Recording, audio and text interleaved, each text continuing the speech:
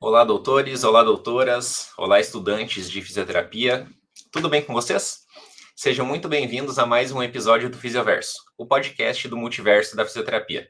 Vocês já nos conhecem, sabem que trazemos aqui sempre grandes referências da nossa profissão, pessoas que se destacaram, né, e que se destacam até hoje, porque, obviamente, elas tiveram uma trajetória que as levou ao sucesso. E a gente escuta aqui quais são essas histórias, o que elas fizeram antes e por que elas estão hoje onde elas estão. Eu estou muito feliz que vocês estão aqui conosco. Meu nome é João Ruaro, eu sou fisioterapeuta, professor da Unicentro, em Guarapuava, no Paraná, e trabalho também, além da fisioterapia, com educação financeira para profissionais da saúde, porque, como eu sempre falo, cuidar da nossa saúde financeira é sempre fundamental. A gente vai ter um grande convidado aqui hoje, inclusive já entrevistamos a esposa dele. Em breve, quem sabe a gente faça um de casal, quem sabe, hein, os dois juntos aqui. Mas logo, logo vocês vão saber quem é. A Cibele vai contar para vocês e ela vai dar as boas-vindas aqui para todos. Olá, pessoal. Que bom tê-los mais uma vez em mais um super episódio aqui com a gente. E hoje, como todos os outros, né? Eu tenho certeza que vocês vão se encantar, se inspirar, porque é uma trajetória muito bonita, de muitas batalhas, muitas lutas, mas muita competência e acho que muito das coisas que a gente vive hoje tem um dedinho dele ali por trás. É uma pessoa que eu já tive o prazer de conhecer pessoalmente, mas eu logo falo dele. Aqui quem fala é a Cibele Quinaut, eu sou fisioterapeuta, especialista em fisioterapia neurofuncional pela Brafim, do adulto e do idoso.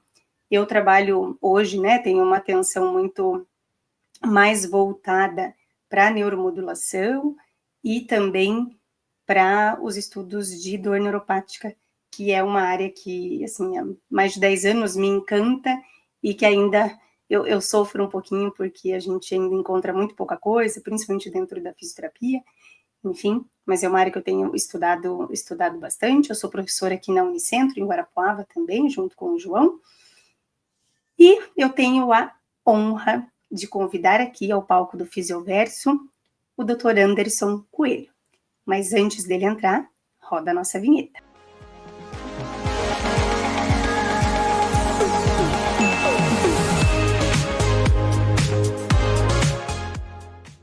Seja muito bem-vindo ao Fisioverso, Anderson. Como é que você está? Tudo bem com você?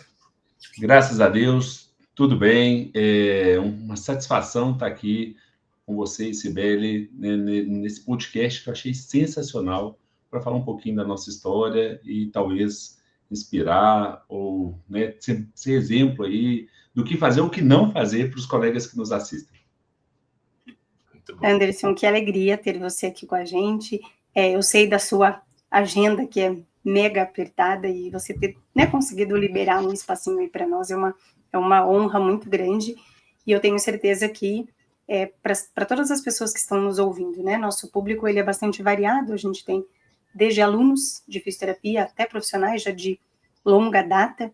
Eu tenho certeza que eles vão se encantar e vão conhecer um pouquinho dessa história e talvez se inspirar, para trilhar ali algumas possibilidades dentro, desse caminho tão grande e tão bonito que é a fisioterapia. Mas antes da gente começar, eu queria que você contasse aqui para as pessoas que estão nos ouvindo, quem é o Anderson? Bom, quem é Anderson? Já que a oportunidade é de falar da gente, né, Cibele, um pouquinho da nossa história, posso dizer que, assim, sou fisioterapeuta, né, de paixão mesmo. Conheci a fisioterapia na minha adolescência. Hoje não parece, mas eu era atleta de jiu-jitsu, né, e fui vendo colegas se lesionarem, se reabilitarem, e me encantei com as possibilidades ali da fisioterapia esportiva. Eu tinha, assim, um médico com uma vida muito agitada e plantão, e eu falei assim, bom,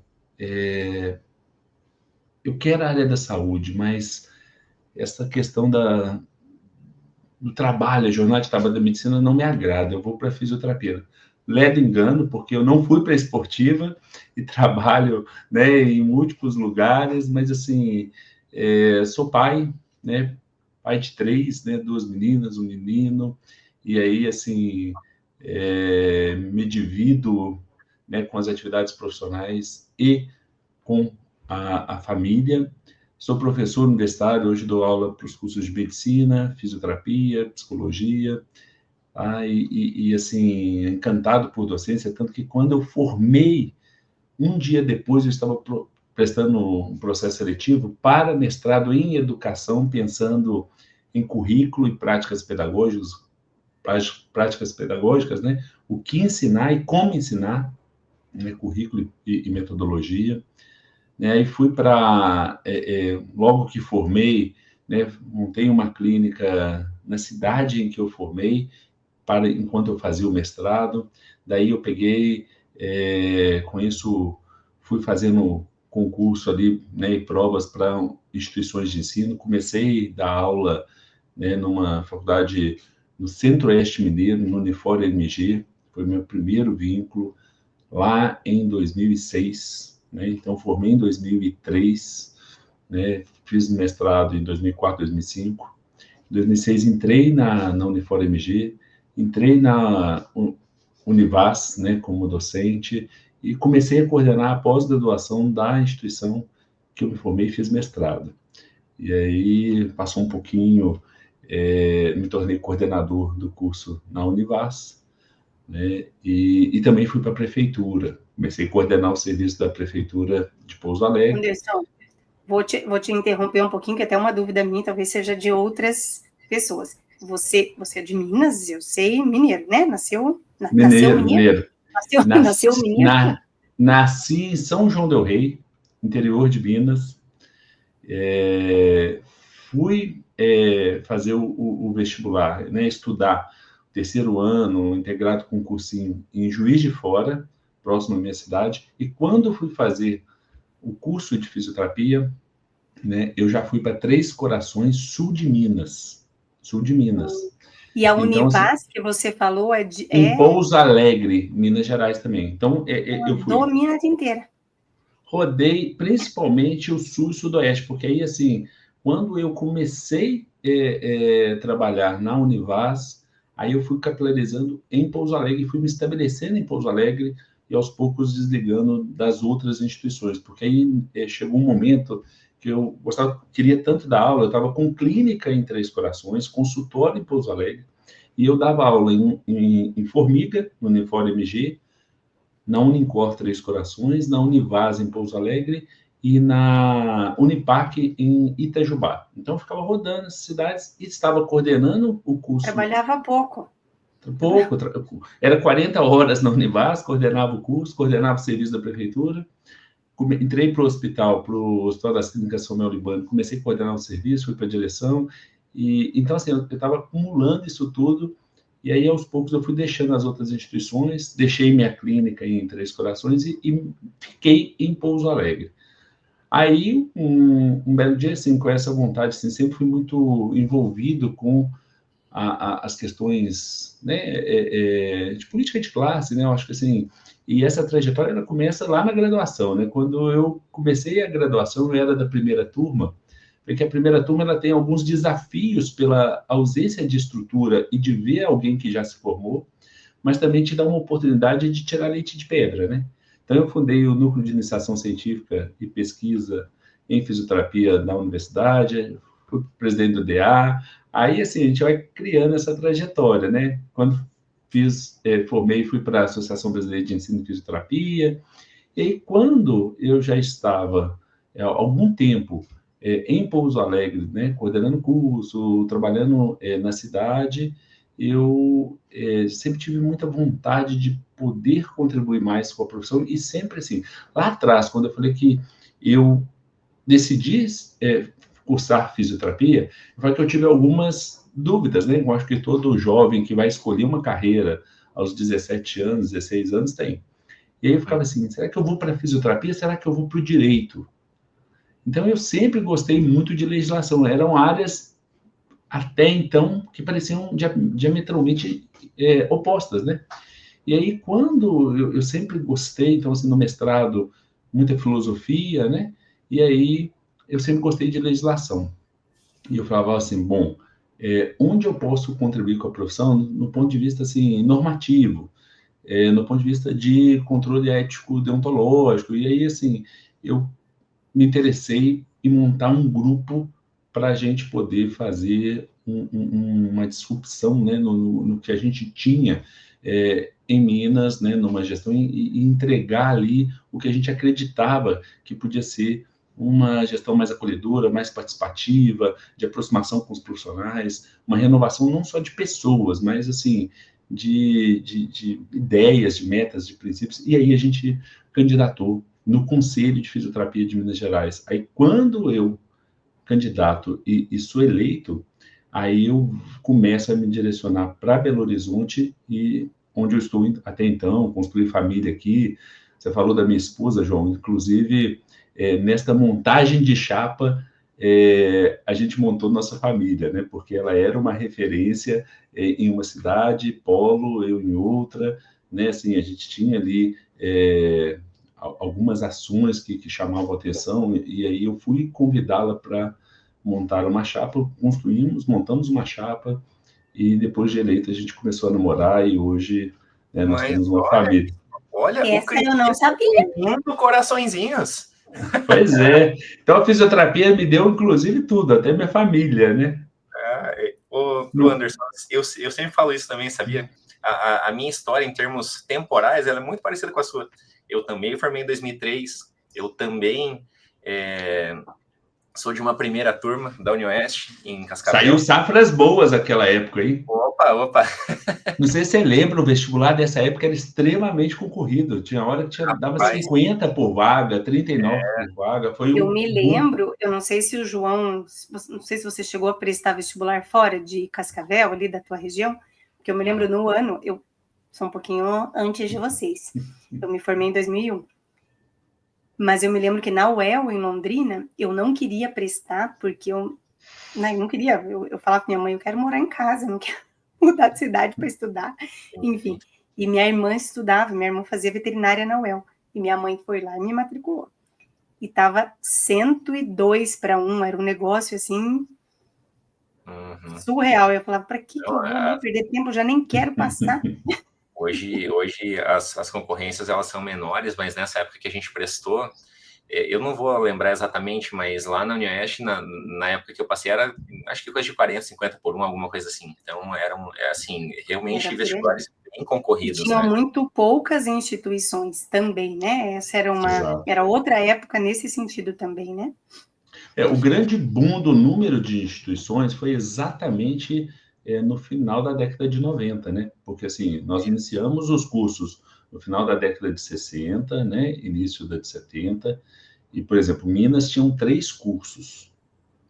Quando aí de repente, né, quase 10 anos depois, 14 cursos, aí depois 87, quando eu prestei vestibular, e hoje aqui já são 137 cursos no estado. Então, assim, agora o grande boom, a grande escalada foi ali no início dos anos 2000, né? Que, assim, todo mundo procurando a fisioterapia, até porque ela começou a ter um reconhecimento social muito grande, as pessoas começaram a entender o que era fisioterapia, que não era uma especialidade de outra profissão, né? E que em algum momento da vida precisaria de um fisioterapeuta. E o fisioterapeuta começou a ocupar muito espaço, porque a gente é espaçoso, né?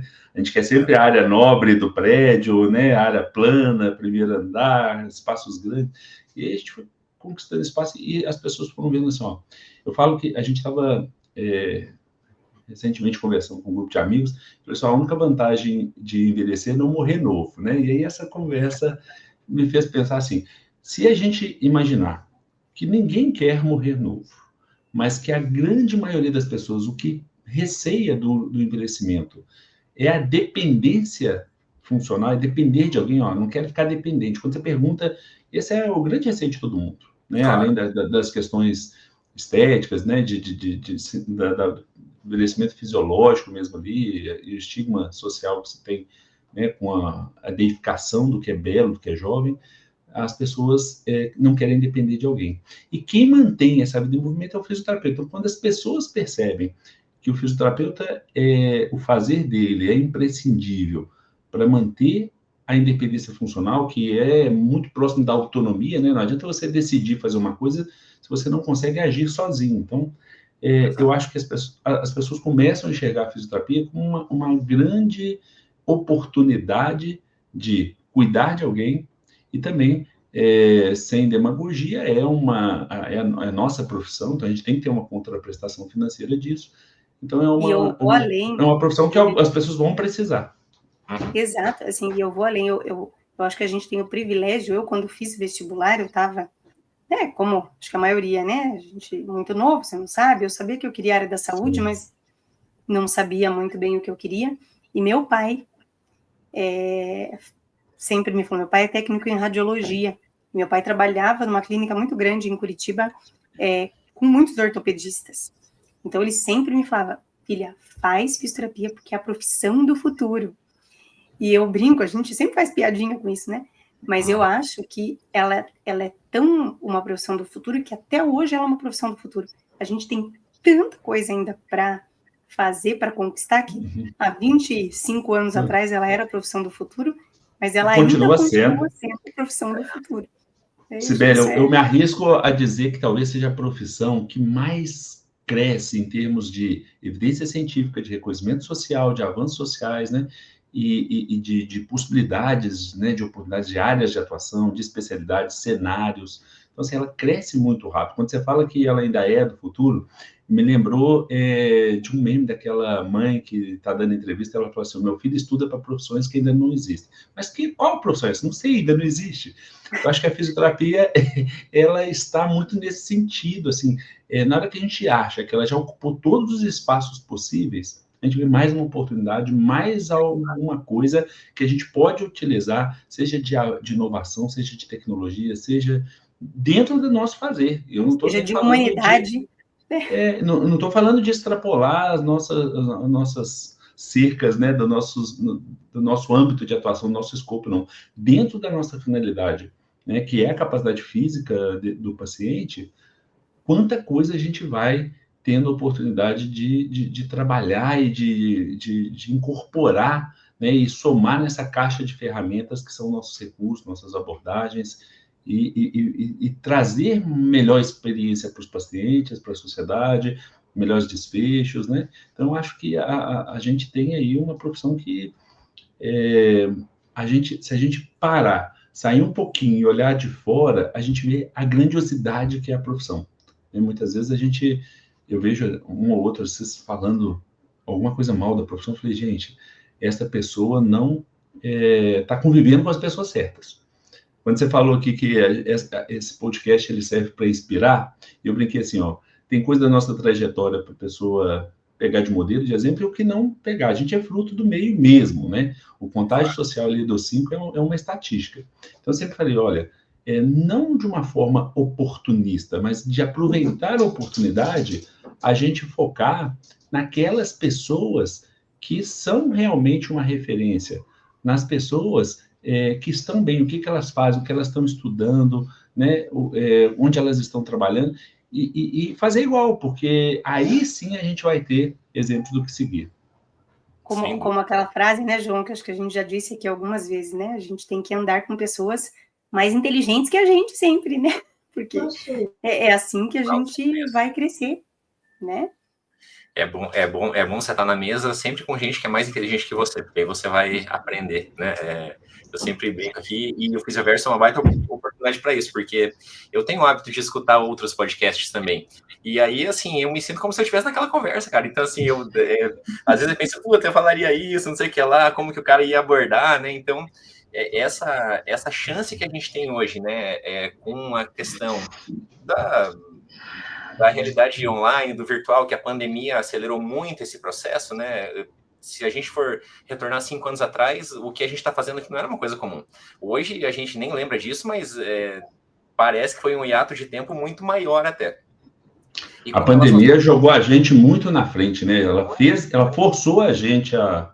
Exato. Quase chegamos lá nos Jetsons. que estamos esperando já há muito tempo. Obviamente, né, a parte ruim da pandemia, que nem precisa ser relatada aqui, das perdas, né, muita gente acabou perdendo entes queridos ali, isso a gente não vai entrar nesse mérito, mas a gente teve muitos ganhos também, principalmente dessa parte de reuniões virtuais e encontros online e aulas também, né? Hoje a gente consegue aprender com gente do mundo inteiro aí, por causa dessa facilidade também. Então a gente teve esse processo acelerado. Com relação ao que vocês estavam falando do crescimento da nossa profissão, veja, né, uma profissão ali finalzinho da década de 60, 1969, né, que regulamentamos de fato a nossa profissão. Então, é uma profissão muito jovem, e eu realmente acredito, talvez a gente seja contaminado por achar que a nossa profissão é a que mais cresce e a que mais oferece possibilidades, né? Mas é o que de fato eu consigo observar. E nós, enquanto professores, né, o Anderson, você ainda é docente hoje, Anderson? Sim. Nada, olha só, hoje eu estou na Faculdade de Ciências Médicas de Minas Gerais, né? Certo. Muito orgulho de ser professor, dou aula na parte de raciocínio clínico, diagnóstico, prática baseada em evidência na medicina. Na fisioterapia, eu trabalho com a parte de gerontologia, ética e deontologia, não tem como, né? Imagino, porque estou ainda presidente do conselho aqui de Minas Gerais, e trabalho com perícias forenses. E aí eu opto, para a maioria das vezes, trabalhar para as partes e não para a justiça. Então, eu prefiro ser assistente técnico nomeado pelas partes, geralmente pela reclamante.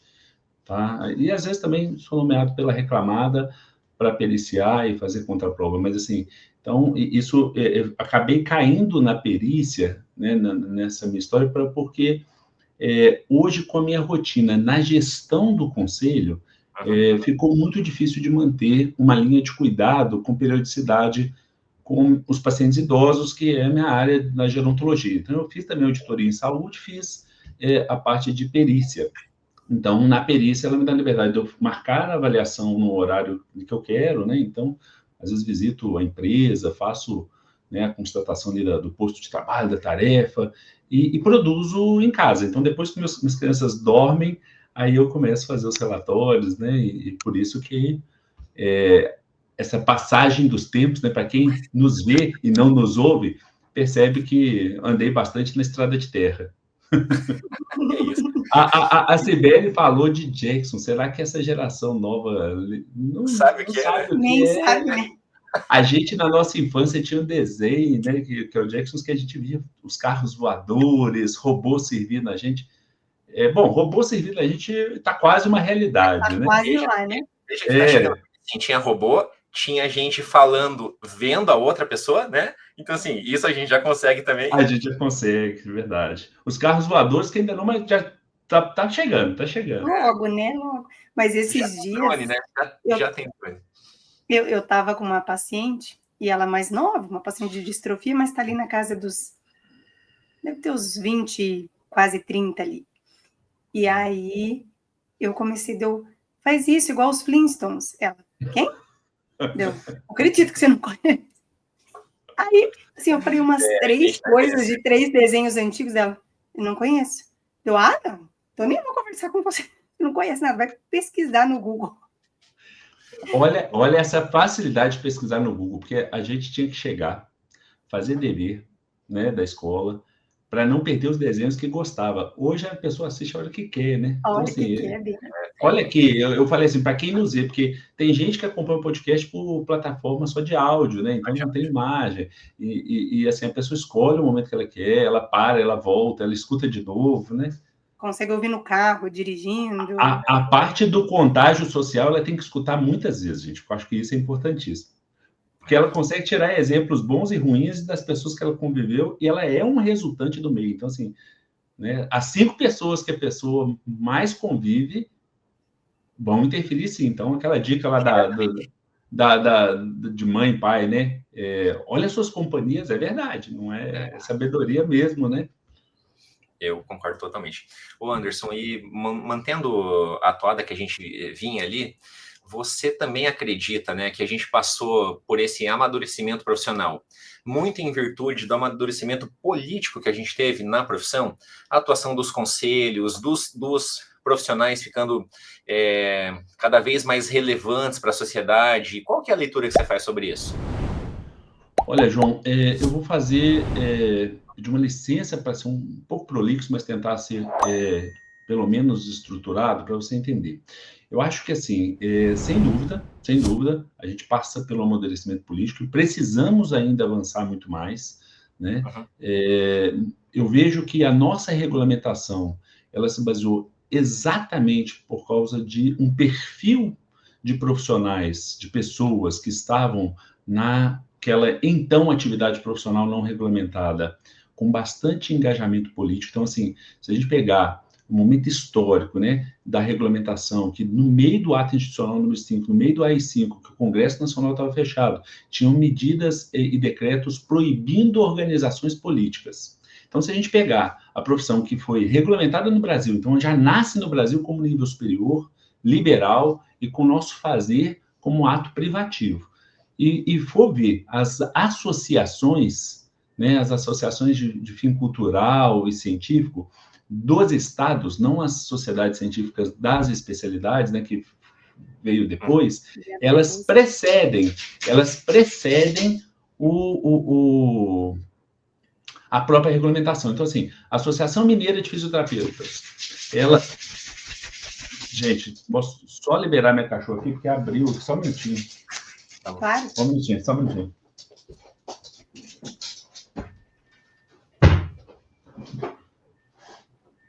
Bom, desculpem. Bom, então, assim, se a gente imaginar que, então, a Associação Mineira é de 1968, a Associação dos Fisioterapeutas do Estado do Rio de Janeiro é bem antes, a de Pernambuco. Então, assim, o que essas pessoas fizeram? Elas se organizaram em associação, travestiram um movimento político de classe por associações para lutar pelo decreto. Então, quando teve o Decreto-Lei 938, em 13 de outubro de 69, a gente, assim, ficou com um mito para nossas gerações de fisioterapeutas, né, até as nossas gerações, de que, assim, não, olha, foi um AVC de um presidente que fez com que a esposa dele verificasse o trabalho ali daqueles fisioterapeutas, né, que não eram uma profissão regulamentada ali, que usavam de recursos de mecano, de maço, de águas termais, né, para fazer a reabilitação por contato, às vezes, com outros países, Europa, Estados Unidos, que pediu para regulamentar.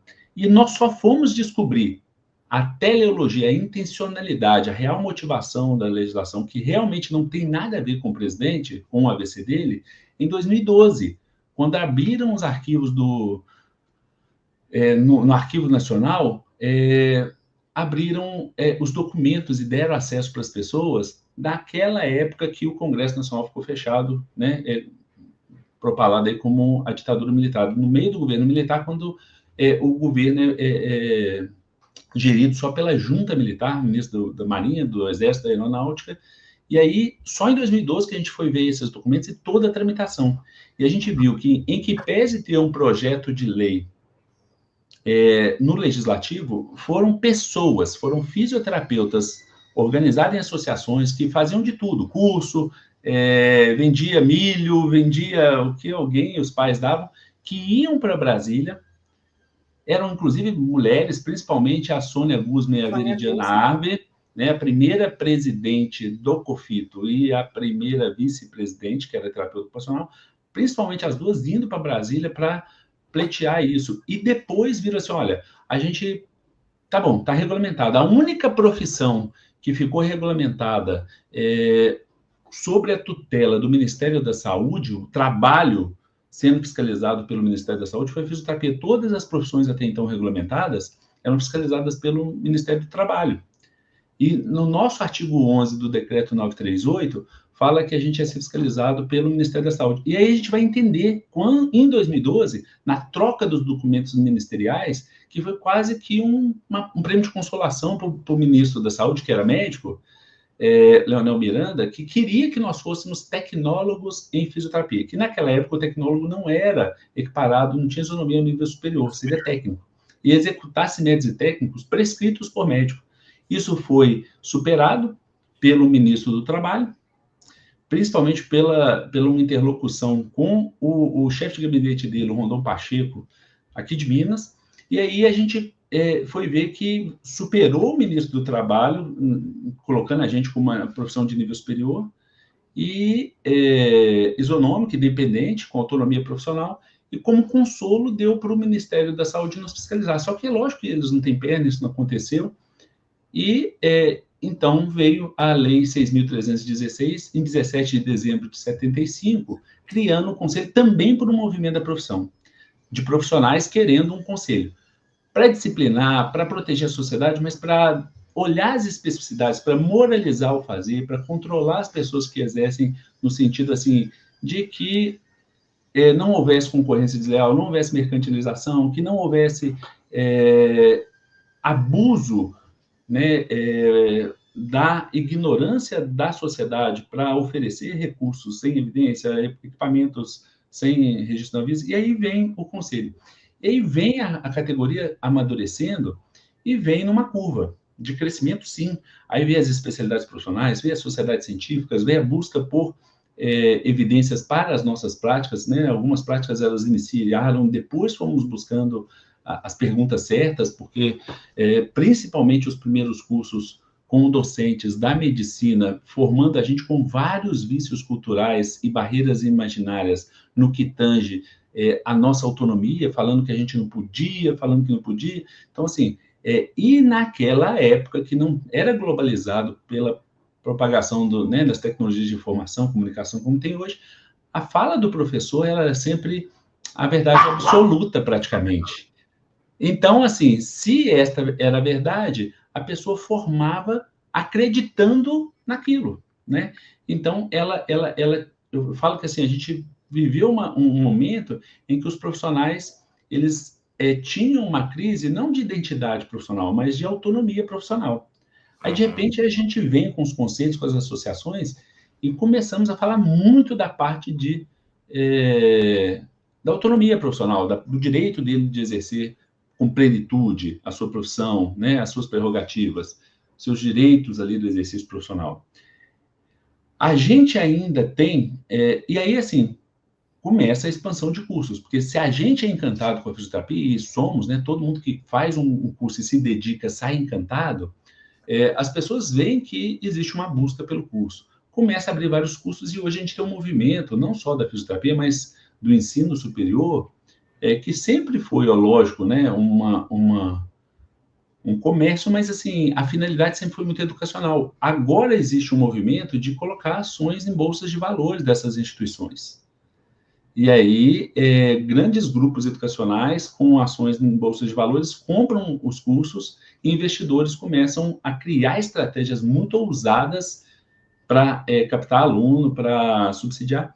E a gente tem aí um aumento muito grande de vagas e principalmente na rede privada. Então, a gente começa a ter um perfil de pessoas diferentes, né? Assim, muito heterogêneo. Então, você tem cursos de todos os níveis e pessoas de todos os níveis. Então, parte dessas pessoas ainda vem com um olhar muito tecnicista para a formação, querendo aprender técnicas. Quando você fala, João, que você trabalha também orientando profissionais na gestão, eu acho que, assim, se você deve observar que a grande maioria das formações formam profissionais com muito pouca visão em gestão. Então, assim, e nós vamos fazer gestão da nossa carreira, não é gestão só de serviço, não, a gente faz a gestão de vida, né, a agenda de vir, a gente tem que equilibrar tempo de família, tempo de trabalho, a gente tem que equilibrar o que a gente ganha, o que a gente gasta, a gente tem que cuidar da nossa imagem, a gente tem que cuidar da nossa trajetória de formação acadêmica. Então, assim, a gente precisa desse conhecimento, né? Então, assim, aí você vê, por exemplo, Cibele, que é renomada e conceituadíssima dentro de uma especialidade, dentro da neuro, né? Então, assim, na hora que vê as questões técnicas, os avanços técnicos, nós precisamos acompanhar com o conhecimento de legislação, eu sempre falo que é igual dirigir. Não adianta eu saber dar ré, fazer, né, na rampa, fazer baliza, se eu não souber a legislação de trânsito. É a mesma coisa, não adianta eu saber as técnicas se eu não souber a legislação da minha profissão. Então, E eu assim, acho... nós precisamos de ocupar espaços. A fisioterapia ainda está saindo... Oh, desculpa, Sibeli. Não. Era só para complementar isso que você está falando. Eu acho que esse talvez seja ainda um gargalo grande que nós temos. Porque eu acho que nesses 55? 50, vamos fazer 55, vamos fazer 56, né? 69, aí depende, né? Nesses 50 e tantos anos, a gente... É muito, mas é pouco na história, né? É metade de um século, um pouco mais da metade de um século. Uma pessoa de 55, 50 anos é jovem. Uma profissão, criança, então, é praticamente bebê. Um neném. Mas, assim, a gente viu, né? Você resumiu bem, a gente teve muito crescimento em evidências, eu acho que, né, a quantidade... Eu me lembro, em 2002, quando eu fui fazer meu mestrado, aqui no Brasil a gente tinha né, em fisioterapia. Eu fui fazer fora, quando eu voltei para validar, eu tinha uma única opção também, né? Quando eu já voltei do doutorado, eu já tinha mais opções, eu até fiz na UFMG, no primeiro eu tive que validar na UFSCar, que era a única que tinha um currículo equivalente. Então, assim, a gente aumentou muito essa questão da ciência, aumentou muito, né, a questão de conhecimento, né, de técnicas, o saber mesmo profissional, mas eu acho que melhorou, não estou dizendo que ainda está horrível, mas eu acho que a gente não passa ainda por média em termos de conhecimento de legislação. Eu acho que se a gente sair na rua entrevistando ali fisioterapeuta que a gente acha perdido, a gente vai cair para trás. Porque, assim, as dúvidas que chegam, e às vezes, né, nós, enquanto professores, né, eu já tive aqui como conselheira do CREFITO 8, vocês aí, né, dentro do conselho no CREFITO 4, a gente recebe questionamentos, perguntas, às vezes processos éticos, por questões que, assim, as pessoas, elas não sabem o básico da nossa profissão. Né? E aí tem coisa que a gente não sabe onde que esqueceu. Por exemplo, aqui em Minas, a maior recorrência de infração é a ausência de evolução em prontuário. Quer dizer, todas as graduações ensinaram a evoluir em prontuário. Quem falou que na vida real tinha que parar? Podia parar. Sim. A pessoa acha que é uma chatice do Conselho Federal. Não, tem lei de prontuário, tem resolução das secretarias de Estado de Saúde. Então, assim... Fora todo o apelo jurídico, né? A gente ensina isso, fala... Você tem que colocar, porque se acontece alguma coisa, né? Ou a própria equipe que assiste esse indivíduo também, ele precisa saber tudo o que está acontecendo. Não é só a fisioterapia que faz a evolução, né? São todos os profissionais da saúde. Procedimento não evoluir é contestado até se ele foi feito ou não. Assim, a fonte pagadora, o plano de saúde SUS, pode inclusive glosar e não pagar porque não foi registrado, não foi feito. É segurança do que foi feito para ver se é causa e efeito, se tem nexo causal com intervenção, né? E além disso, e aí para fechar a questão da politização da profissão, assim, em termos de amadurecimento político, teve o reconhecimento social, teve avanços científicos, mas assim, nós precisamos ainda que as pessoas despertem a questão da ocupação de espaço dele.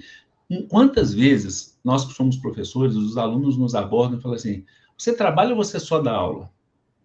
Vocês já devem ter escutado essa pergunta. Então, assim, dar aula é um fazer da nossa profissão.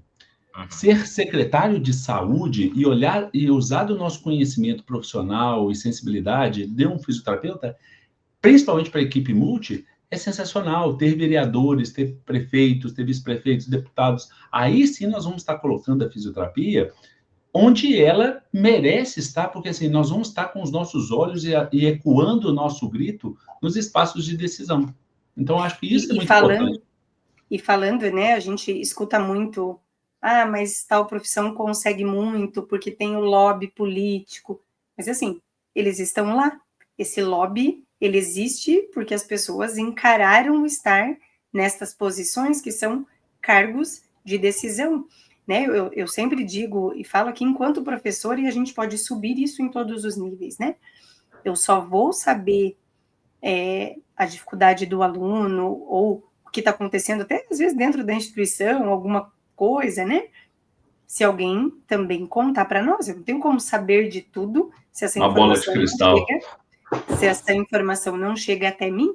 Então, a gente, claro, né, os profissionais, eles precisam relatar, porque quando a gente, às vezes, faz uma reunião, nossa, todo mundo fala, porque acontece isso no meu serviço, é assim, no meu...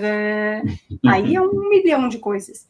Mas, assim, você já fez uma solicitação formal, né, junto ao teu CREFITO? Você já tentou procurar alguém para conversar se pode ajudar?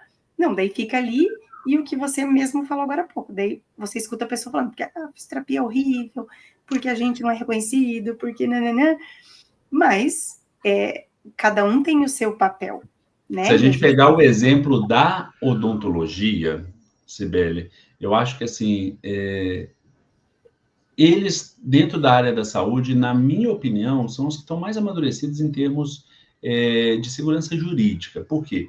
Não, eles fazem, ao fazer uma avaliação do paciente, né, e fazer o diagnóstico e as necessidades, né, listar ali os problemas e as condutas, eles ofertam para o paciente não uma sessão, eles oferecem o tratamento para resolver aquilo. E aí eles dão um orçamento, eles dão opções de tratamento. Nem existe mais amálgama, mas só para exemplificar aqui. É uma obturação que vai ser feita, pode ser com amálgama, que custa R$50, só que ela vai dar dor, né? Se você colocar, ela vai dilatar com pente frio, pode trincar e dura 3 anos, vai ter infiltração. Tem uma resina que é nacional, dura 5 anos. Tem uma nacional de primeira linha que dura 15 anos, mas não tem a cor do dente. Tem uma alemã que dura 10 anos, não dá infiltração e tem a cor do dente. Essa custa tanto, essa tanto, essa tanto. Qual que você quer? Aí você fala, aí você assina um contrato.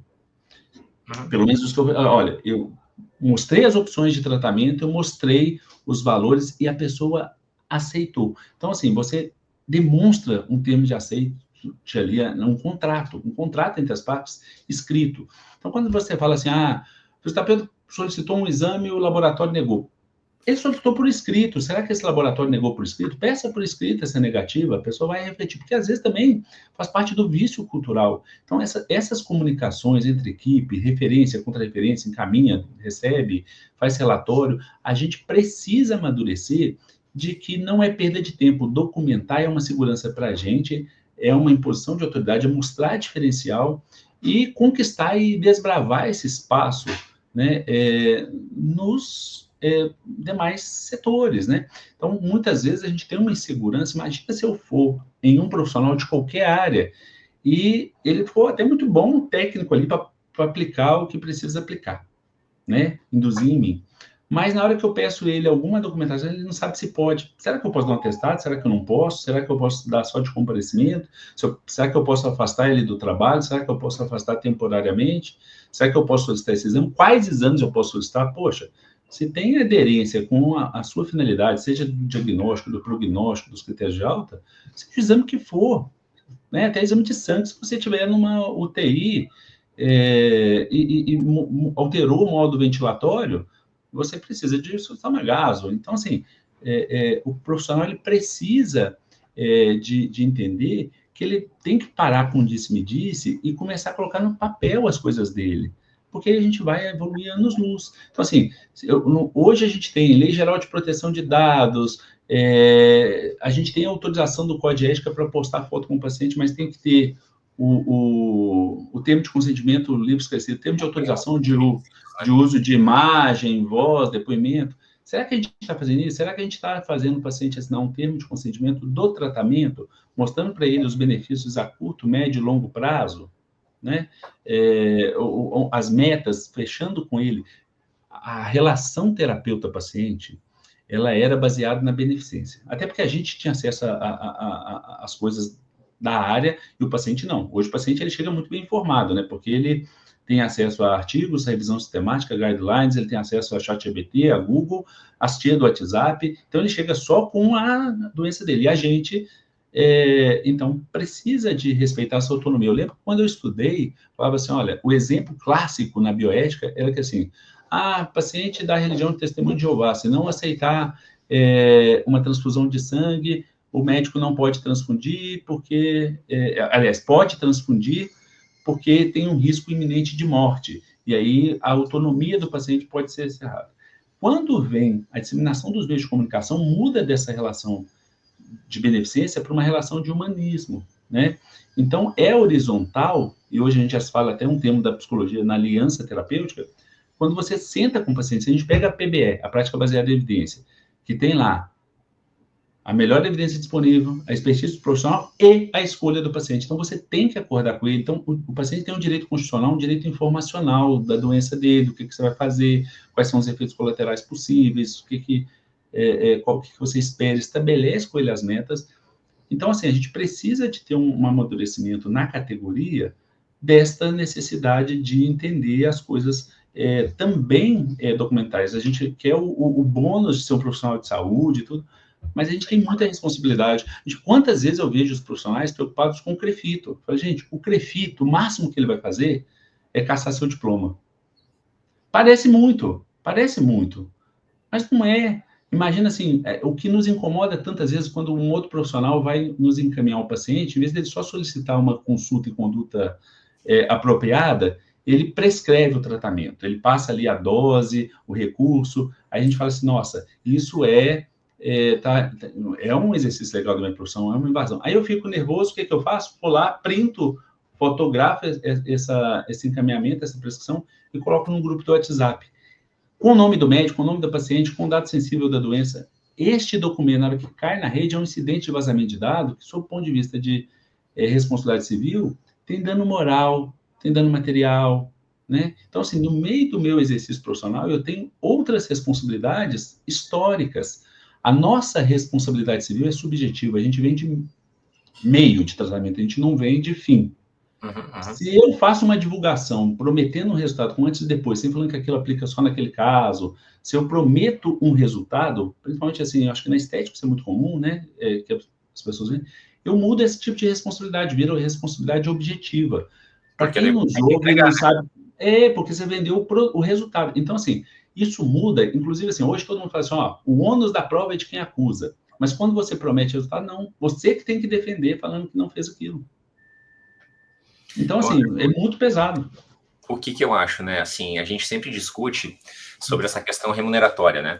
A questão remuneratória é óbvio que ela é importante, ela é fundamental, mas principalmente para o acadêmico, né, que está cursando ali, que está pensando em qual área ele vai atuar, aquela coisa toda, isso vai ser um fim, mas ele tem que ter em mente, primeiro, o conhecimento. Vamos dividir ali em hard skills e soft skills, tá? É necessário que ele primeiro tenha um conhecimento técnico, e isso aí é inegável, né? Então ele tem que sentar a bunda lá e estudar anatomia, fisiologia, cinésio, as bases da nossa profissão, obviamente as disfunções específicas da área que ele for atuar e assim por diante. Na sequência, a gente vai para todos esses soft skills que vocês já comentaram aqui. Então ele tem que saber sobre legislação, ele tem que saber sobre gestão de carreira, ele tem que saber sobre gestão financeira, ele tem que saber sobre empreendedorismo. Hoje ele tem que saber sobre gestão de redes sociais, porque muitos profissionais usam isso como meio de captação de pacientes e tá ótimo, tá certo, é uma forma eficiente. Ele tem que vender o serviço, as pessoas têm que conhecer o que ele tem. Até porque ninguém vai num profissional sem conhecê-lo. Então, assim, ele tem, cumprindo as nossas normativas éticas, tá tudo dentro das 4 linhas, né? Ele tem que fazer isso de fato. No entanto, ele fala assim, cara, professor, mas então eu tenho que fazer tudo isso? Irmão, se você quiser ganhar bem, se você quiser ter casa boa, morar bem, se você quiser ter carro bom, se você quiser viajar, se você quiser ter conforto, ir no restaurante, não tem jeito. Até mesmo porque ninguém vai te dar isso de graça. Tem uma máxima no mercado financeiro que a gente sempre fala assim que o maior reconhecimento que alguém possa te dar é dar o próprio dinheiro dele para você, ou seja, ele te pagar por alguma coisa.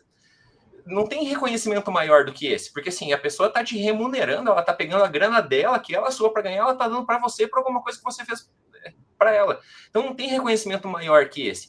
É claro que aí a gente não está falando das questões morais e sociais, da gratidão que o paciente tem para nós por ele ter melhorado de alguma coisa. Isso também, obviamente, preenche o nosso, até o nosso ego, né? De assim, pô, que bom, o paciente me reconheceu, isso me deixa feliz.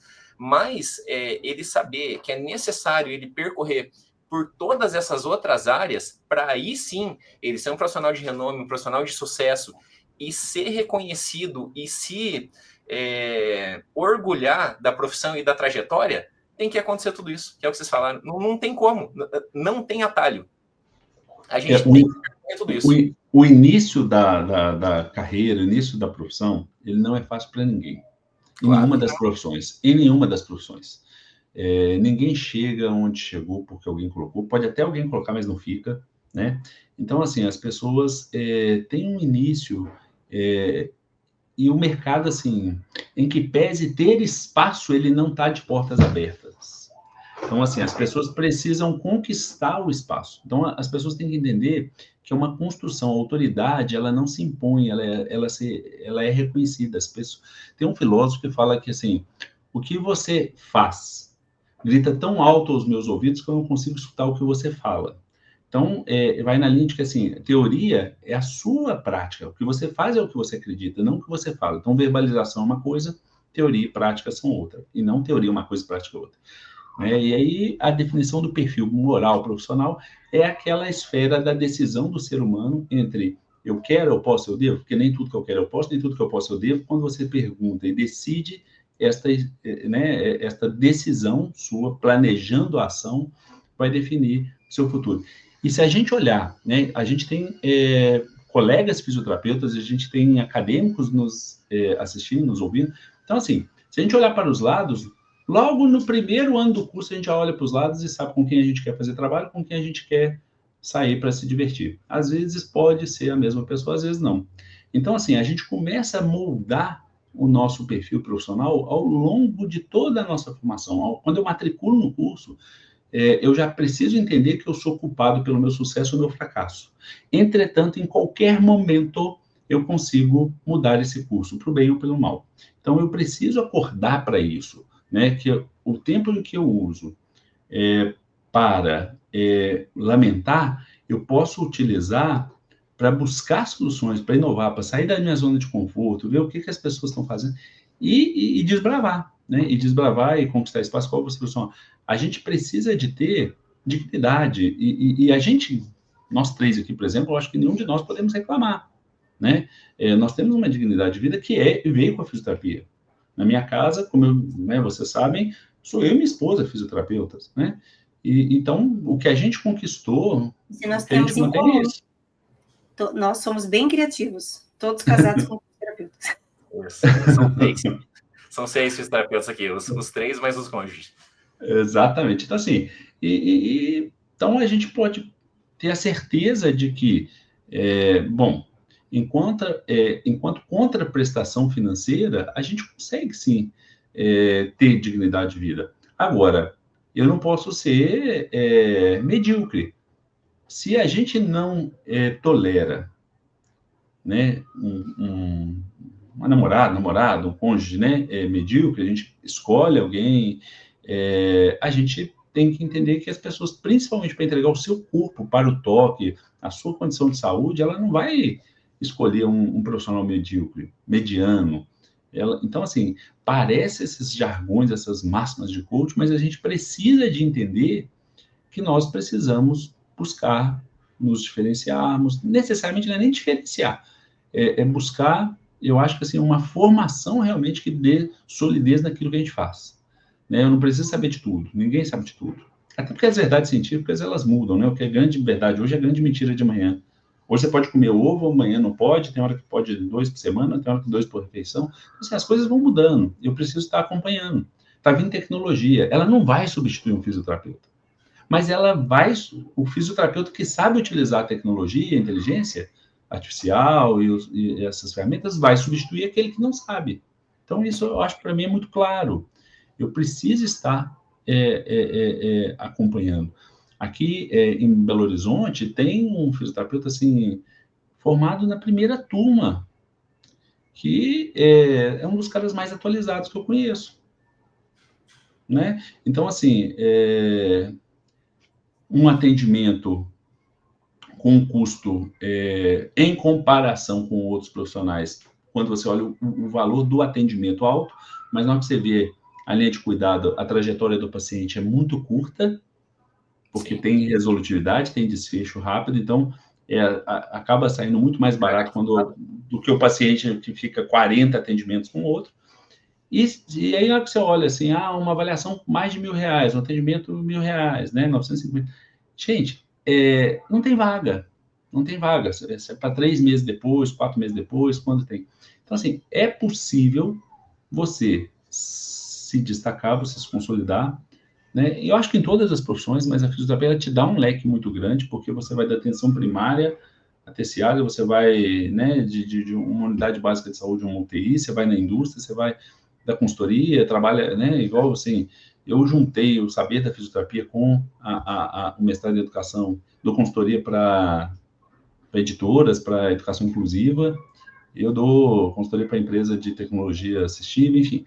A gente tem know-how para isso. Como você falou assim, alguém me paga pelo que eu sei. Então eu tenho que saber, eu tenho que entregar. Tem que entregar. Aí é que tá. É a entrega que é super importante. Ô Anderson, e obviamente você como presidente de conselho, há mais de uma gestão, né? Você já está à frente aí do Conselho de Minas, são 3 gestões, né? Há um tempo já. Eu tenho certeza que você já ouviu essa frase muitas vezes, mas o que o conselho está fazendo por mim, tal. E sabe o que eu tenho percebido, né? Me parece que, de fato, os conselhos, eles estão mais atentos a tentar, eu não vou dizer que mimar o profissional, tá? Mas, assim, extrapolar um pouquinho aquilo que deveria ser o fazer só do conselho. Ou seja, o conselho também está tentando entregar mais, como os profissionais também estão tentando fazer isso. E eu tenho percebido que o Conselho de Minas, o Conselho de São Paulo, aqui no Paraná, a gente vê algumas atitudes assim também. Já entrevistamos outros presidentes de conselhos aqui no Fisioverso, já entrevistamos o Flávio, o Rodrigo, e me perdoe se eu esqueci algum, mas assim... a Patrícia Rossafa, mas ela já tinha saído à época, acho, né? E o Sandroval, né? Antigamente, tinha-se meio que essa visão de que, assim, o presidente do conselho era um cara lá meio inerte, aquela coisa toda, e hoje parece que me é o contrário. São as pessoas que se destacaram muito na profissão e que estão ali realmente para acrescentar ainda mais para todos os profissionais do estado ou dos estados, quando o conselho tem mais de um estado, né? O que você percebe disso? De fato, essa é uma realidade que está acontecendo? O conselho também está se moldando, né, a essas novas demandas profissionais? Ele também está tentando entregar mais, deixar o profissional mais satisfeito? Porque eu acho que a gente já escuta menos, que assim, o CREFIT não serve para nada, né? Me parece que a gente está numa transição. Você também entende desse jeito? Entendo sim. Bom, quando assumi a primeira gestão, em meados de 2014, eu sempre acreditei que a gente poderia fazer algo mais acolhedor, né? Foi até como eu comecei a dizer. Então, quando eu cheguei no conselho, assim, essa história é bem legal, porque tinha uns vidros com aqueles círculozinhos, assim, que você tinha que falar como se estivesse num presídio, algo muito distante, os carros pretos com giroflex, escrito fiscalização federal, né? Os fiscais de colete. Eu falei assim, não, eu preciso quebrar isso, porque eu estou fiscalizando um colega. Os canais de comunicação muito defasados, assim, às vezes informações obsoletas no site, difícil acesso, mas não. Em que pese o artigo 3º da Lei de Introdução ao Direito Brasileiro falar que ninguém se excusa de cumprir a lei, alegando que não conhece, então a pessoa tem que saber ela tem uma habilitação para exercer a profissão, então ela tem que saber, né, o que rege a profissão. Eu falei assim, olha, eu preciso de levar informação, preciso de levar orientação para os profissionais. E a gente ousou até assim, de entrar na rede social. Eu lembro que outros presidentes falaram assim, nossa, mas não é muito complicado você, no Facebook, um perfil oficial do conselho, numa página social. Eu falei assim, mas não é terra de ninguém, ali é para levar informação. E a gente pode quebrar um pouco. Aí, assim, a gente foi mudando... para aproximar, eu falei assim, olha, a gente precisa falar a mesma língua, né? Acho que vem até da pedagogia do oprimido, do Paulo Freire, de falar a mesma língua, né? E eu falava assim, gente, eu não posso manter esse distanciamento, porque às vezes o meu colega está errando, não porque ele quer, mas é porque ele Gente, eu tenho uma fera aqui em casa, vocês estão ouvindo aí, né? De um tamanho... Vem cá, Cacau. Eu só mostrar. Saiu. O Xavier saiu correndo. Agora vai... Quem está no vídeo ia ver minha fera, mas ela não quis, não. Saiu correndo. Mas, enfim, é um shih tzu, né? Mas, enfim, então a gente pegou, foi quebrando toda essa shih tzu, Spitz alemão, essa fera, esse latido fino, né? Ele é característico. Mas, enfim, então a gente foi quebrando, entramos na rede social, a gente começou a fazer informações. Nós começamos a entender, assim, os primeiros eventos que eu fiz de capacitação de orientação profissional, eu tive que criar uma fundamentação jurídica, porque tinha colega falando, nossa, mas não é função do conselho fazer isso, é função do conselho... E, gente, se a polícia militar tem os programas de orientação, o PROERD vai nas escolas, ensina, por que o conselho não pode entender que a orientação profissional para a ação, para que ele tenha mais retidão na sua conduta, não seja um ato de fiscalização. Fiscalização não é só ir lá fazer um checklist que está errado, mandar uma multa. Eu tenho que dar eu quero moralizar e não penalizar. Nós precisamos moralizar. Até mesmo porque você vai evitar futuras penalidades se você educar primeiro. E aí tem mais reconhecimento como um todo, sabe? É aquela questão assim, de cair uma gotinha de lama num balde de água limpa. Você acaba contaminando o todo. Então, às vezes, quando vai para uma matéria de TV, quando um profissional de qualquer área comete alguma irregularidade, algum crime no exercício profissional, muito difícil de sair lá o nome. Sabe assim, fisioterapeuta fez isso, médico fez aquilo, psicólogo. Então, assim, acaba que isso contamina um estereótipo da profissão, né? Então, assim, eu precisava de tentar isso. Então, a gente começou a fazer várias ações institucionais e para falar com os diversos atores. Olha, eu precisava moralizar o estágio curricular não obrigatório. Veio uma resolução, a 432 de 2023, falando que tinha que ter cadastro obrigatório no conselho, tinha que estar no penúltimo ano. 2013, 432 de 2013. Mas, assim, ela estava na prática, como fazer isso? Porque o aluno achava que o coordenador era mau. Então, vamos reunir os coordenadores, explicar para eles a responsabilidade deles, o que ele é passível de responder processo ético. Vamos fazer um encontro de alunos e falar do que é um estágio, que é um processo de ensino-aprendizado, supervisionado por docente, enfim. Não pode ser travestido, né, de estagiário, mas ser uma fraude de contrato de trabalho, mão de obra barata, enfim. Aí vamos pegando os atores. Estamos tendo problema com as auditorias dos planos de saúde. Vamos conversar com os auditores, vamos conversar com os prestadores de serviço para contratualização. Então, a gente foi orientando para ver se... E aí a gente começou a trazer atrativos nas nossas atividades institucionais, por exemplo, no CREFIT 4, para mesclar. Por exemplo, a gente tem um evento aqui que é o Evidência, né, no CREFIT 4. Ele tem um envelopamento muito diferente de qualquer evento de um órgão oficial. A gente não tem aquela cerimônia de composição de mesa e toca hino. Não, a gente foi atrás de um jornalista do CQC que apresentava, fazia aquelas entrevistas com os deputados. Como que é o nome? Né? É aquele que jantou com a gente uma vez, né? O Ruivinho? Isso, Eric Krominski. Aí foi atrás dele, ele era apresentador do MTV, ele era apresentador de vários programas assim, né, passou pelo canal Sony, aquele Shark Tank Brasil, e aí assim, ele, para dar aí a gente balizava eles, as dores da profissão, as principais infrações, e ele falava de um jeito muito simples, tipo assim, poxa, mas avaliação é isso tudo e você não cobra? Como assim? Você faz isso tudo e é de graça? Ou você faz de graça porque você não faz isso? Tipo assim, Toshine vende mais porque é mais gostoso ou é mais gostoso porque... né? Então, tipo assim, ele começava... E aí a gente põe luz, a gente põe música, a gente traz palestrantes muito bons na área, referências naquela área, e sempre em parceria, às vezes, com a sociedade científica, quando é de um tema de especialidade, né? E cada ano a gente vê o que está sendo mais crítico, assim, que a gente quer direcionar. Então, assim, a gente foi trazendo esse dinamismo, porque, assim, primeiro, mudando um conceito, e aí eu acho, sem falsa modéstia, que eu acho que essa quebra, assim, eu acho que a gente foi pioneiro, tá? Sem falsa modéstia, eu acho que... O Anderson, e eu vou falar para o João, né? O Anderson não sabe.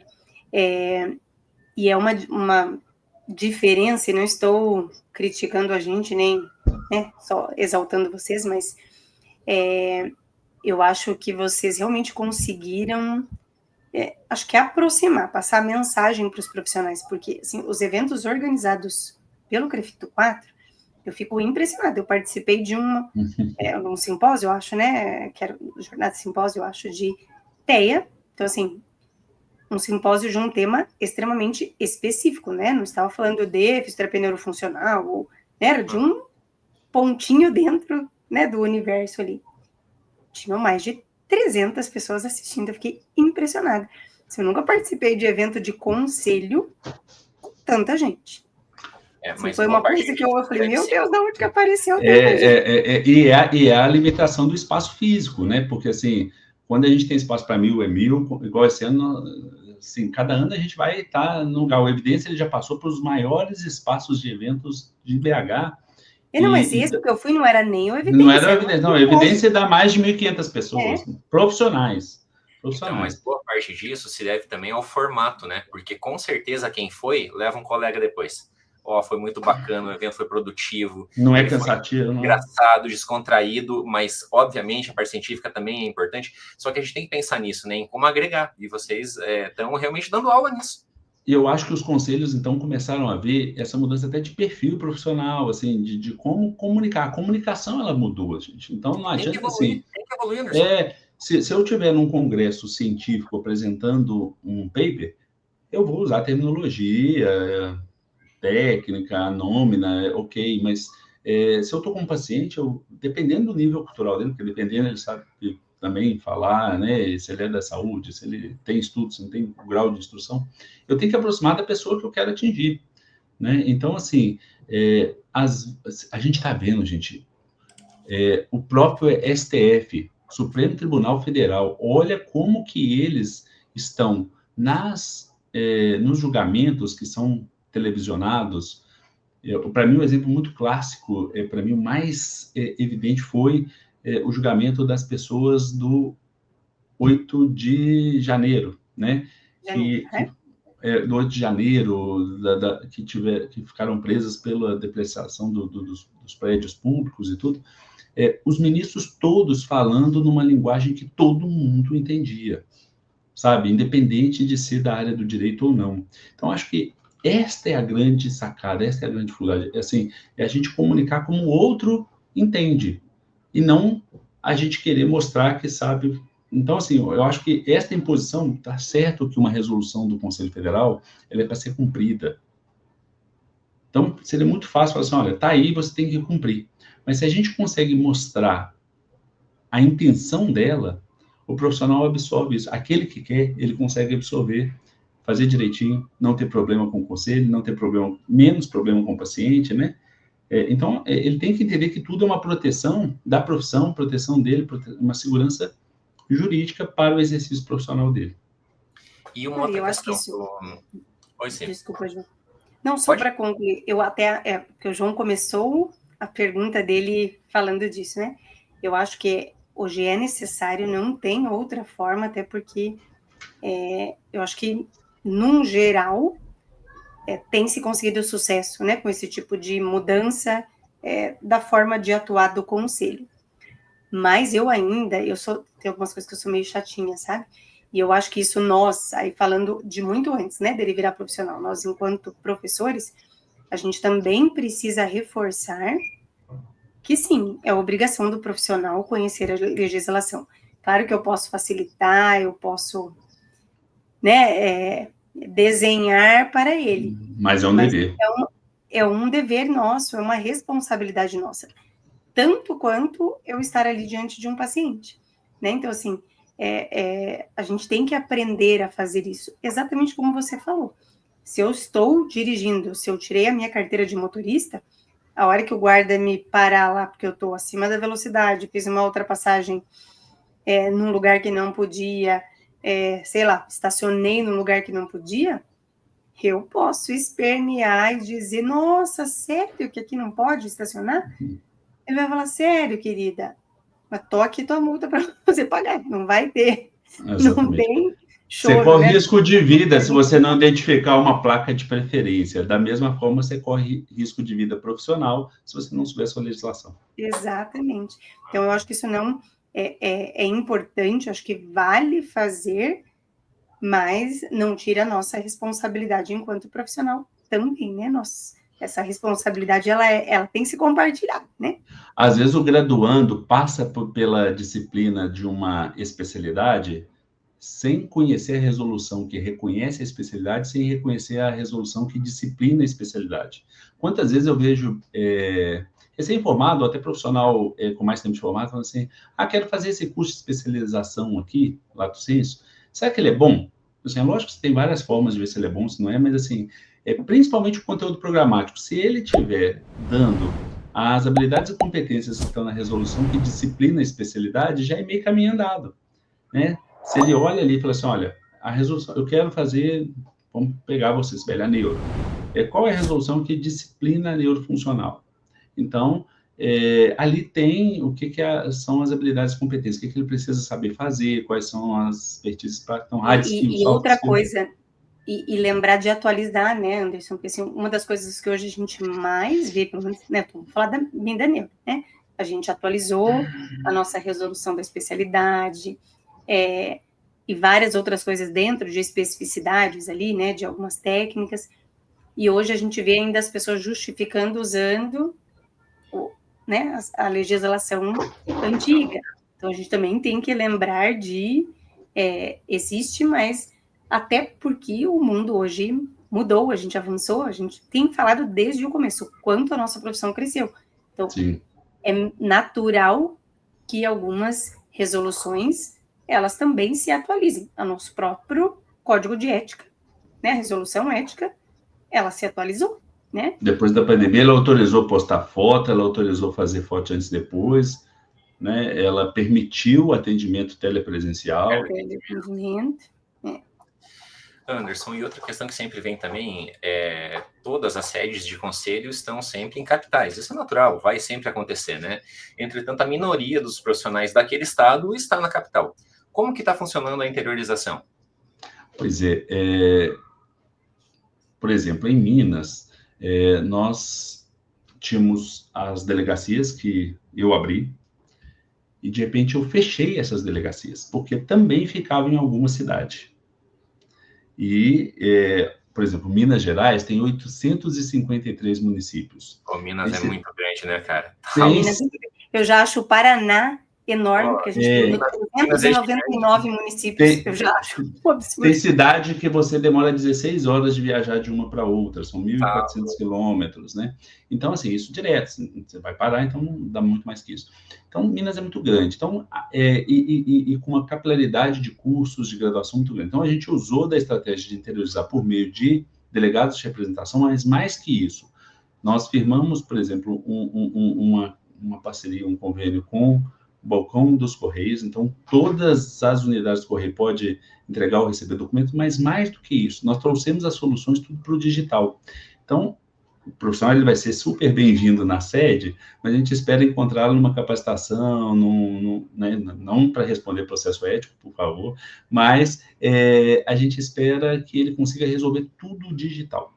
Então, a gente praticamente eliminou o papel, a única coisa que ainda está pegando, mas eu acho que está com os dias contados, porque né, já temos carteira digital, mas está mudando o modelo da física, é a foto impressa que é colada, é a única coisa que ele usa o correio. Mas ele consegue todas as soluções. A gente estava falando de uso de tecnologia, nós, por exemplo, temos mais do que uma URA, mais do que aquelas opções no WhatsApp para a pessoa. Então, hoje, a pessoa consegue tirar todas as certidões, um boleto, registrar, mas a gente tem a inteligência artificial no chatbot. Então, hoje, 24 horas tem um atendimento no site e no WhatsApp, e que se a pessoa demorar muito para receber um atendimento, são 3 minutos. Então, tem muito gargalo. Então, a gente tem as ações descentralizadas de orientação, então a gente tem o Crédito pelo Estado, tem programas nos 4 cantos de Minas. A gente foi criando estratégias para estar presencialmente, mas na orientação. Para as questões cartoriais administrativas, nós puxamos tudo para soluções digitais. Então, a pessoa, com celular, ela faz tudo, né? O site é acessível. Então, assim, tem mais de 40 funções para você habilitar. Se você tem TDAH, se você tem dislexia, deficiência visual, e ela vai adaptando, e você consegue resolver tudo. Comando de voz no site. Então, assim, hoje o profissional ele consegue ter acessibilidade a todos os serviços do conselho de forma inteligente, digital e célere, né? A gente conseguiu com isso, é lógico, diminuir os prazos, né, de entrega de documentação, de necessidade. Uma certidão gratuita sai em 30 segundos. Diminuir custo, às vezes, né? Não, diminuir custos da autarquia, para a gente poder investir em ações que possam ser de fiscalização educativa. Então, sede física hoje, vocês só têm em BH? Só em Belo Horizonte. A gente, inclusive, assim, a gente sempre tradicionalmente ficava num edifício no centro de Belo Horizonte, né, com salas, e aí agora compramos um prédio, né, em que vai ter, né, óbvio, né, que tem os espaços de administração, né, de gestão, da parte operacional, mas tem auditório, espaço de reuniões para sessão para as entidades de classe, para acolher os profissionais, para estas atividades. Porque, assim, a taxa de ida, né, de ter profissionais resolvendo soluções presenciais, e olha que nós estamos no estado conservador, né? O mineiro, ele gosta de uma prosa, ele gosta de estar presencialmente, mas, assim, o número de atendimentos que a sede faz presencial é muito baixo. A gente tem, assim, eu acho que a 2 profissionais por dia. E é a tendência, né? Porque eu fico fazendo uma analogia ali com o banco. Antigamente, nós íamos com uma frequência muito grande ao banco para fazer várias coisas, né? Hoje, eu não sei dizer a última vez que eu estive dentro de um banco. E acho que foi daí para sacar dinheiro. Não foi nem para ir ao banco para conversar com alguém. Porque até o gerente hoje, a pessoa que às vezes a gente precisa resolver alguma coisa um pouco mais importante, mais não está na sua agência. Ele está num ambiente virtual. E você sabe que o estalo meu para trazer um tanto de coisa para a solução digital no conselho, e a gente custeando essas implementações, né? Foi por causa do banco. Teve um dia que um paciente me deu um cheque. Aí eu peguei, passei num banco, naqueles caixa eletrônico, não tinha onde enfiar o cheque. Aí eu falei, vou para casa, depois eu vejo isso. E o paciente ainda dava um cheque por atendimento. Nossa.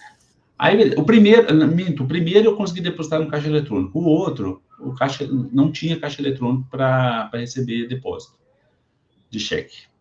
Aí eu peguei, entrei naquele chat do aplicativo do banco e falei assim, olha, minto.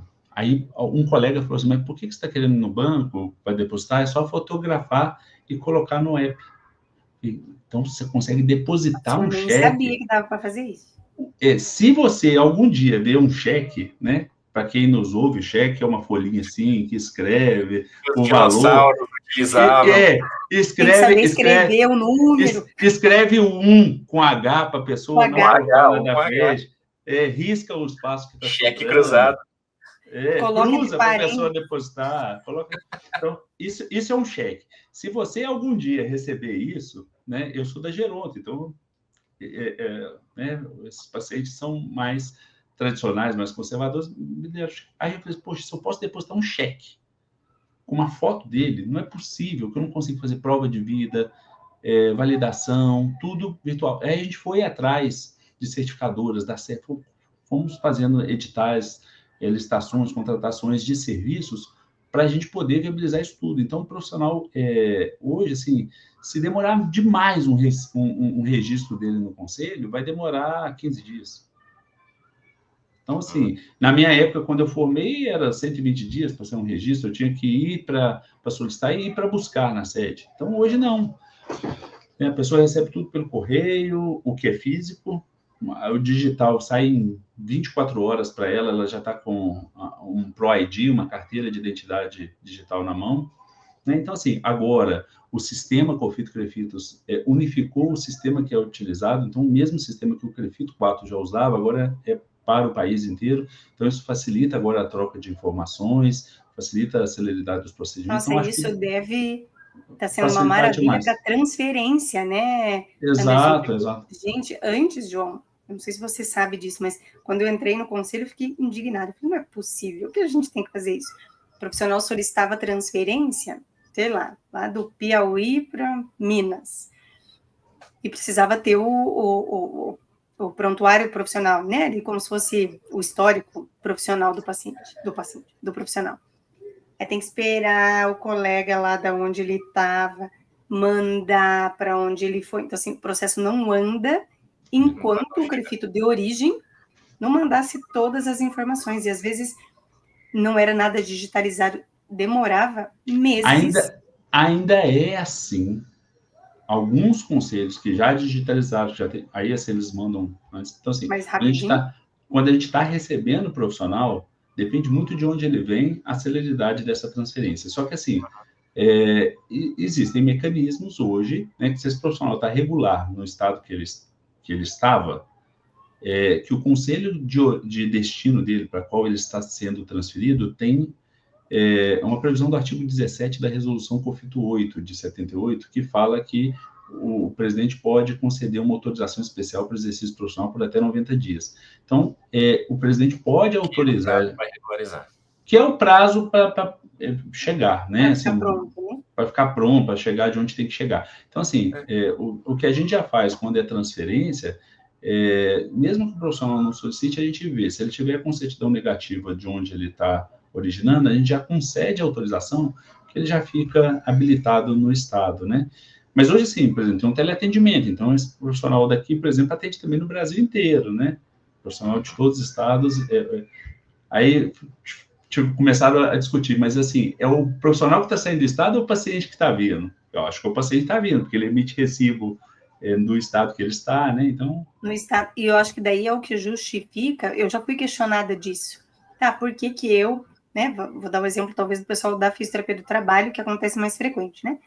Porque eu que atendo Paraná, Santa Catarina, Rio Grande do Sul, Minas, São Paulo, tenho que pagar 5 crefitos, e o cara do teleatendimento que atende paciente do Paraná, Rio Grande do Sul, Santa Catarina, Minas, São Paulo, não precisa. Mas é para produzir, né? Para produzir prova documental no âmbito do judiciário daquele estado. Então, é a mesma coisa do advogado. Se ele vai juntar uma peça em um processo judicial num estado diferente do dele, ele tem que ter aquelas inscrições secundárias para que ele tenha a responsabilidade técnica, né? Então, ele tem ali a habilitação dele naquele estado. Então, igual eu falei, assim, o atendimento que é feito por teleatendimento, você mantém um prontuário ou virtual ou físico, enfim, na guarda do profissional no estado que ele está, seja na nuvem, mas a responsabilidade está no endereço dele ali. O recibo que ele dá, nota fiscal, porque isso é uma das grandes conquistas da fisioterapia, né? Ela é tão essencial que o paciente restitui os atendimentos, e às vezes eu vejo o profissional, às vezes, dando recibo de pilates, recibo de estética, não, é recibo de assistência fisioterapêutica. Com qual método ele utilizou, é outra coisa, né? Pode até descrever, mas se coloca assistência fisioterapêutica, esse paciente tem direito até à restituição. Está no estado dele. Agora, quando eu produzo um laudo pericial que vai ser juntado naquele estado para produzir prova, né, numa lide, né, num processo, eu tenho que estar habilitado naquele estado, senão, sob o ponto de vista jurídico, ele é nulo por esse vício, né, ante a ausência de habilitação do profissional. Perfeito. Eu acho que o papel das autarquias é esse mesmo, é tentar facilitar, né, porque ambos vão ficar felizes, né, tanto a instituição quanto o profissional, e aí tá tudo certo. Anderson, e fora dessas linhas profissionais aí do professor Anderson, do Anderson presidente do conselho, o que o Anderson pai, o Anderson marido, o Anderson filho gosta de fazer? Bom, pouco antes de entrar na live, eu já estava com a minha camiseta do Cruzeiro, né? Aí eu falei assim, não vai pegar bem uma live eu com camiseta do Cruzeiro. Então, não sou tão fanático em futebol, aprendi a gostar de futebol pelo meu menino. Né? Como eu disse que eu vim para a fisioterapia por causa do jiu-jitsu, eu falava assim, não, ele não vai jogar futebol, ele vai gostar de luta igual eu, porque ele é igual a mim. Não, ele não deu certo com arte marcial e é um excelente jogador, tem tudo quanto é equipe, do colégio, de tudo. Então, eu me fiz... Ele me orienta e me ensina o futebol e aí, assim... Então, adoro bicicleta, né? Preciso andar mais. Quem me vê, me conhecer assim, vai entender do que eu estou falando, né? Preciso fazer mais atividade física, né? Tô sedentário diante de tanta atividade laboral que eu costumo, mas assim, tento todas as minhas horas vagas, todas as horas que eu não estou trabalhando, que eu estou em casa, assim, full time com as minhas crianças, aproveitando, assim, então é a hora que eu, né, não deixo eles irem ou virem para a escola de van, eu faço questão de buscar, de levar, para aproveitar esses momentos com eles, faço Quais questão de... são as idades? Bom, mais novinha, 8 anos, aí tem uma de 9, um menino de 9 anos, e a outra já é bem mais velha, 30 anos, né? Então, assim, mas os que estão comigo, né, assim, que estão ainda aqui dentro da nossa Em asa, casa, embaixo da asa. a outra já casou, né? Então, assim, são perfis totalmente diferentes. Então, né, minha menina, eu faço as festas dos aniversários das bonecas dela, que todas têm nome, não são bonecas, né? São minhas netas, meus netos. Então, faço os aniversários, brinco com ela, com Esse meu é um menino. universo, né? Eu falo, meu Deus, eu saio com a Rafa, ela pega uma roupinha, acho que essa cabe na Laura. É a boneca. Sim. Mas tem que dar Ela um quer nome. comprar na loja, Ela né? quer comprar na loja, que eu vou comprar roupa para ela quer que eu compre a boneca. Tá bom. Exatamente. Então, assim, e gosto disso, gosto, assim, eu sou muito, venho de uma família simples, mas muito agregadora, muito festeira. Então, assim, isso talvez justifica os meus prazeres, assim, por restaurante, barzinho, por encontrar, receber em casa, adoro receber. Então, assim, a maioria dos amigos são da fisioterapia, né? Então, às vezes, a gente recebe, né? Minha esposa faz comida, eu faço comida, então a gente gosta mais de receber do que de sair, né? E de estar agregando, de estar reunindo-se, confraternizando. Então, faço anualmente, onde eu estou, sempre onde eu estou, faço uma confraria e faço jantares anualmente com data fixa com os profissionais por adesão. Então, assim, e com isso a gente vai aumentando sempre os ciclos, vai conhecendo as pessoas, além desse batidão do dia a dia, né? Acho que é o mais interessante. É isso, meu prazer, andar de bicicleta, assistir futebol com o meu menino, sem ele, né? Não, porque ele é que narra para mim, ele que comenta, levar a buscar na escola. Minha esposa fica mais, na maioria das vezes, com o acompanhamento de fazer para casa, né? Mas ela também viaja muito, é isso. Estou nesse processo. Então, assim, equilibrar isso tudo A é Flávia, eu acho que é uma das mulheres profissionais, fisioterapeutas e mulheres no geral, que eu conheço que mais viajam. As pessoas falam de mim, Anderson, mas a Flávia, graças a Deus, tem ela que acho que ganha de mim. Ela ela tem concentrado mais agora nas atividades dela empresariais e viajando menos, mas ainda assim viajava muito. É Eu fui até puxado, olhar né? aqui Nossa. na nossa planilhazinha que tem dos episódios. A Flávia, pessoal, é a esposa do Anderson, é o nosso episódio número 13, tá? Tá lá no YouTube, tá no Spotify, então foi um bate-papo tão bom quanto esse aqui. Eu tenho certeza que vocês vão, se ainda não escutaram ou assistiram, tá feito o convite aí, porque aí Flávia vocês Massa. Flávia Massa, isso aí, que o casal é show. O Anderson, e para as pessoas que quiserem te encontrar, que se interessaram pelo teu fazer aí, que querem saber um pouquinho mais sobre como é o teu dia a dia, onde que as pessoas te encontram? Bom, eu acho que, assim, todos os profissionais de Minas têm o meu celular pessoal. Eu tenho nas redes sociais Anderson Coelho, né, no Facebook, Dr. Anderson Coelho no Instagram. E assim, respondo todo mundo, tento sempre trocar ideias. Quando as perguntas eu sei que podem ser para outras, servir para outros colegas, eu acabo respondendo caixinhas, replicando, né? E estou presente, assim, em Minas, quase todos os eventos eu sou igual arroz de festa, estou em todos eles, né?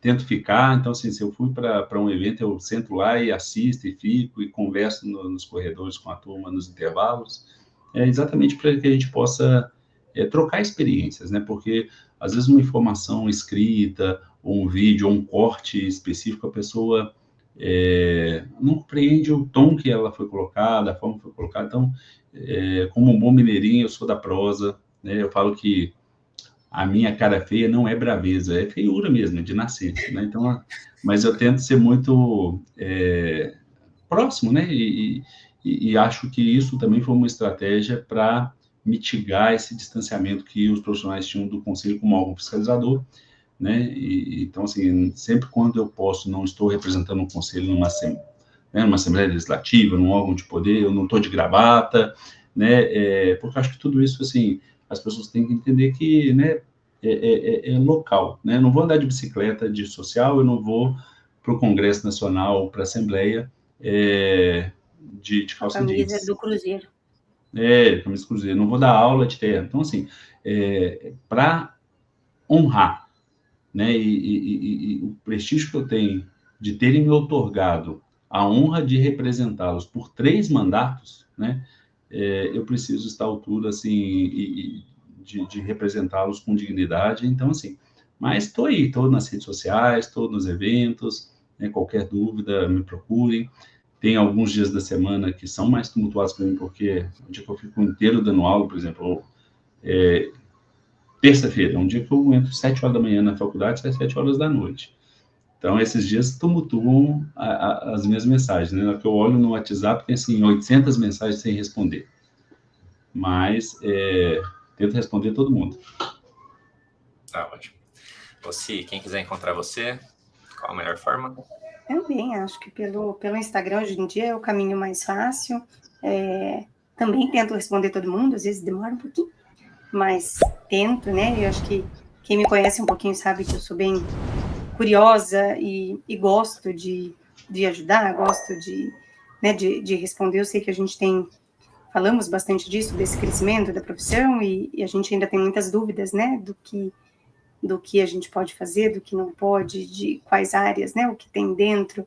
Eu acabo trabalhando um pouco com a neuromodulação, que, embora não seja tão nova, né, eu comecei meu mestrado em 2002, eu já usava, mas hoje ela está muito forte aqui no Brasil, e muita gente tem muitas dúvidas ainda, né, por ser algo um pouco mais novo, a questão da dor neuropática é a mesma coisa, a integração sensorial igual. Então são coisas que as pessoas acabam me procurando bastante, são coisas que eu estudo muito, né, porque eu acho que a base é justamente essa, né, a gente tem que conhecer para poder falar e para poder argumentar, né, porque se a gente tem argumentos fracos, a gente vai perder, né, então é isso, mas acho que o mais fácil é pelo Instagram.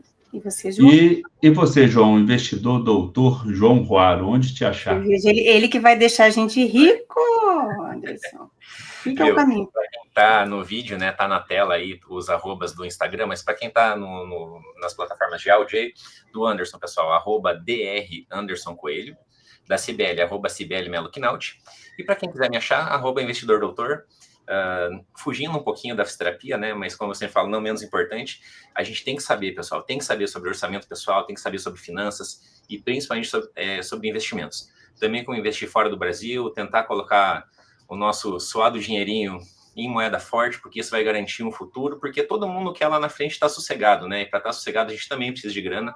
Então, não é errado você ganhar dinheiro, pelo contrário, você também tem que ter planejamento financeiro, que se quiser saber um pouquinho mais sobre isso, me segue lá, que tenho certeza que vocês vão gostar, porque é um assunto super importante, é transversal a todo mundo, né? Ninguém sobrevive sem ter boa gestão financeira, porque senão a gente fica também estressado em relação a acabou a grana e sobrou muito mês. Então, é importante a gente ter esse conhecimento aí. Eu quero ser o case de sucesso dele, Anderson. Uai, eu também.